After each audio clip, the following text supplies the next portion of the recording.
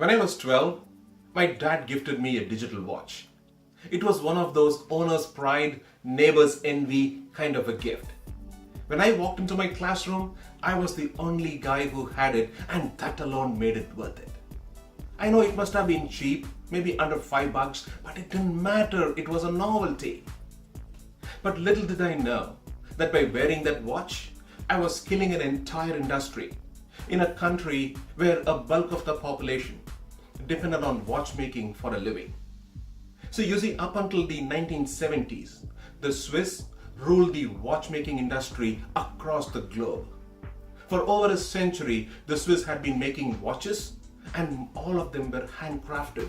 And because of that, they were expensive. Now, wearing a Swiss watch was a status symbol. You wore one and you made a statement about yourself.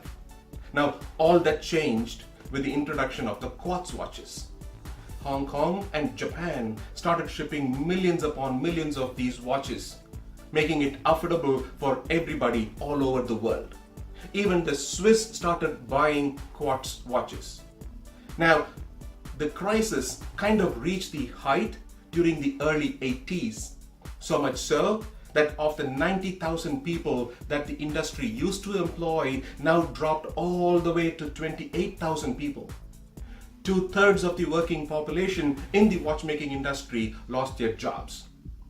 Of the 1,600 watchmakers, only 600 remained in the workforce. Not surprisingly so, the Swiss called it the quartz crisis. The rest of the world called it the quartz revolution because now everybody could afford a quartz watch, and which was also affordable but also had more features than a typical watch would have, a Swiss watch would have. Now, all this changed with Nicholas Hayek, who, with a series of restructuring, formed this company called Swatch, which completely revamped the Swiss watchmaking industry and put it back on the watchmaking map of the world. He completely changed the name of the game for the Swiss. Now, right from the get-go, Swatch was all about innovation. Every aspect of watchmaking was innovated, was redesigned. It was a technological breakthrough. Not just the design, but the technology, the manufacturing, the distribution, the retail, the marketing, every aspect of watchmaking was innovated to put Switzerland back on the map. Now, I can give you 100 different examples, but let me pick three, the top three. Whereas a typical watch would have about 91 or more parts, a Swatch had only about 51. It was a technological redesign, a technological breakthrough. Whereas a typical Swiss watch was all metal and glass, a Swatch would be all plastic, which was unheard of for a Swiss watch at the time.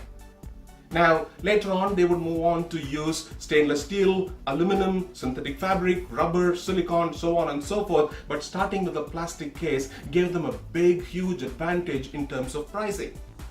Whereas a Swiss watch would be simple, elegant, and was devoid of any artistic flair, a Swatch would be big, bold, colorful, and flamboyant. Now, so much so, Swatch would go on to say that a Swatch was a way to speak from the heart without any words. It was a joyful expression. It was a provocative statement, and that is exactly what a Swatch was. It was a statement that you made about yourself to the rest of the world. And they would go on to say that a Swatch was a warm smile delivered with a flick of a wrist. And that is all thanks to Nicholas Hayek and his streak of innovation. Now, so much so, 2 years, by 1983, Swatch had already sold about 2.5 million watches, putting Switzerland fair and square in the middle of the watchmaking industry in the world. By 2013, they had already sold about 333 million watches. But their innovation streak did not stop there. They went on to innovate more and more and more. So even as late as 2013, Swatch would go on to fully automate the manufacturing process of a fully mechanical watch, which was a technical breakthrough even for the watch industry. Now, call it flamboyant design or a technical breakthrough, This watch was all about innovation, all about innovation. In Nicholas Hayek's own words, when you combine powerful technology with fantasy, absolutely fantasy, when you combine powerful technology with fantasy, what you get is a very distinct product. Now, if that is not innovation, I don't know what else is.